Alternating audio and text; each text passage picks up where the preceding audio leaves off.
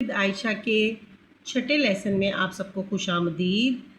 آج ہم فے، قاف، کاف کاف اور اس سے اگلے حروف لکھنا سیکھیں گے۔ فے کا منہ ہم بھر کے بنائیں گے، اس کو منہ بند رکھ کے لکھنا بھی کہا جاتا ہے۔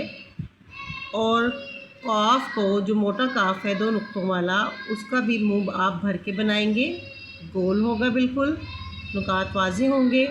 جو کش والا کاف ہے اس کی ہمیشہ بناوٹ بچوں کو اس طرح سکھائیں کہ پہلے وہ لمبائی کو بالکل سیدھا لائیں، پھر بے کی طرح بناتے ہوئے اس کا کش بعد میں ساتھ جوڑیں۔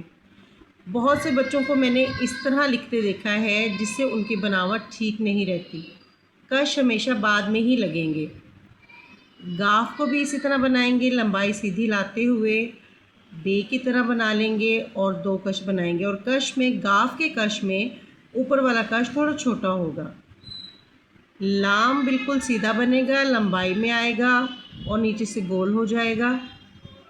میم کی بناوٹ نوری نستعلیق میں اس طرح سے بنائی جاتی ہے جو اوپر سے ایک ترکون کی طرح لگتی ہے، پھر اس کی تھوڑی سی گردن اور پھر اسے نیچے لایا جاتا ہے۔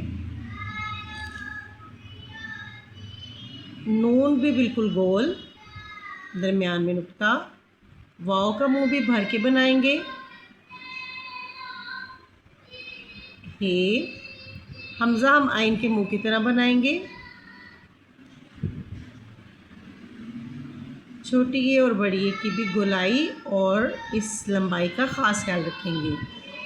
حروف کو جتنا آپ آرام سے اور احتیاط سے لکھیں گے، بناوٹ ٹھیک نہ ہو، مٹا مٹا کر لکھیں گے، اتنی ہی آپ کی لکھائی اچھی اور صاف ہوگی۔ مزید معلومات کے لیے ہمارے چینل کو سبسکرائب کیجیے۔